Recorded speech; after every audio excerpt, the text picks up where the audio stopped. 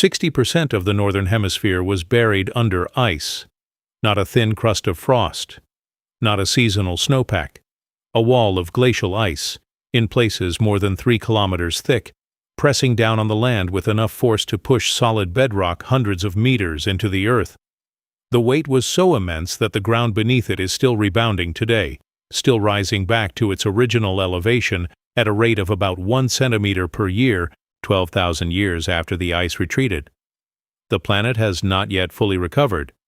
This is what the last glacial maximum looked like, approximately 21,000 years ago. Average global temperatures ran somewhere between 4 and 7 degrees Celsius colder than they are now. That number sounds modest. It is not. A shift of that magnitude restructured every coastline, every river system, and every breathing ecosystem on Earth. Sea levels sat roughly 120 meters below their current position. You could walk from Britain to continental Europe. You could cross from Siberia to Alaska on dry land. The Persian Gulf was an open river valley. None of the geography you recognize would look familiar. In North America, the Laurentide ice sheet extended from the Arctic down into what is now Kansas. It covered roughly 13 million square kilometers. It was not a static feature. The ice moved constantly, pushed forward by its own accumulating mass, grinding bedrock into fine powder, redirecting rivers, obliterating topography. When a glacier this size advances, it does not merely cover the land, it erases it. The temperature record embedded in ancient ice cores, extracted from sites in Greenland and Antarctica by teams from institutions including the British Antarctic Survey and the Niels Bohr Institute, shows that the climate during the last glacial maximum was not just cold. It was violently unstable. Within the broader ice age, temperatures could swing by as much as 10 degrees Celsius within a single human lifetime, sometimes within decades. These rapid shifts, called Dansgaard-Oeschger events, were not gentle transitions.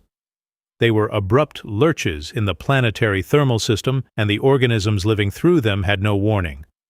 For the humans who existed during this period, the cold was not one problem among many. It was the organizing fact of life. Anatomically modern humans had been present in Europe and Asia for tens of thousands of years before the last glacial maximum, and the archaeological record from this period is unambiguous about what that existence demanded.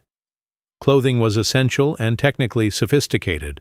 Sites across the Eurasian steppe show evidence of bone needles, some as fine as modern sewing needles, used to construct layered fitted garments from animal hides. Without this technology, survival at the temperatures common across Ice Age Europe was not possible. At -20 Celsius in still air, an unclothed adult human being loses core body temperature at a rate that produces incapacitation within 30 to 60 minutes. Add wind, and that timeline compresses sharply. The physiology of cold exposure follows a predictable, measurable sequence. When your core temperature drops below 35 degrees Celsius, the clinical threshold for hypothermia begins. Shivering intensifies, a metabolic response that can increase heat production by 4 or 5 times. Blood vessels in the extremities constrict. The body is making a calculated sacrifice, pulling circulation away from the hands, feet, and face in order to protect the vital organs at the center. This is why frostbite concentrates in the fingers, toes, nose, and ears. Those tissues are being abandoned by the circulatory system. As core temperature falls further, below 32 degrees, the shivering stops. This is a critical and widely misread sign. It does not mean the person is warming. It means the muscles have exhausted their glycogen reserves and can no longer sustain the shivering response. Cognition deteriorates. Decision-making becomes unreliable. A person at this stage may remove their clothing, a phenomenon documented repeatedly in hypothermia fatalities and attributed to a paradoxical vasodilation of the peripheral blood vessels, which creates a sudden, intense sensation of burning heat in the skin. They are freezing to death and feel momentarily as if they are overheating. Below 28 degrees core temperature, cardiac arrhythmias become likely. Below 20 Celsius, the heart typically stops. The humans of the Ice Age lived in this environment not for days or weeks, but for generations spanning millennia. The Gravettian culture, flourishing across Europe between roughly 33,000 and 22,000 years ago, occupied territories where winters were comparable in severity to modern Siberia. Their campsites, some partially excavated at sites in the Czech Republic, Ukraine, and Russia, show evidence of substantial semi-permanent structures, storage pits dug below the frost line, and the managed use of fire in enclosed spaces. They were not simply enduring the cold, they were building a material culture designed to defeat it. Megafauna of the period, including the woolly mammoth, woolly rhinoceros, and cave bear, were not incidental features of this landscape. They were central to survival. Their hides provided insulation, their fat provided fuel. Their bones, in regions where timber was scarce or absent across the open steppe, provided structural material for shelters. Several archaeological sites in Ukraine and Russia contain the remains of structures built primarily from mammoth bones and tusks, covered, researchers infer, with hides. These were not temporary camps. They were engineered against the cold. The steppe tundra environment that covered much of Eurasia during the last glacial maximum supported enormous herds of grazers precisely because of the cold, dry conditions that maintained vast grasslands where temperate forests now stand. The Ice Age was not a dead world.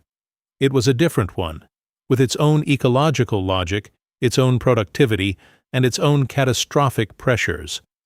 When the ice began to retreat, roughly 18,000 years ago, the process was neither smooth nor gradual in human terms. Meltwater pulses sent sea levels rising by meters within centuries. Ice dams failed, releasing floods of staggering volume. One such event, the drainage of glacial Lake Agassiz in North America, may have discharged enough freshwater into the North Atlantic to temporarily disrupt the ocean's thermohaline circulation, triggering a period of renewed cold known as the Younger Dryas that lasted approximately 1,200 years. The warming had started. The cold came back. The ice sheets that once buried Chicago under more than a kilometer of ice are gone. The Laurentide ice sheet is gone. The land it crushed is still rising. The ocean basins it emptied are still filling. The climate system it anchored is the one we now live inside. What existed during the last glacial maximum was not a background condition. It was the primary reality of the planet for the majority of the last 2.5 million years. The current interglacial, the warm period in which all of recorded human civilization has occurred, is the exception. The ice was the rule.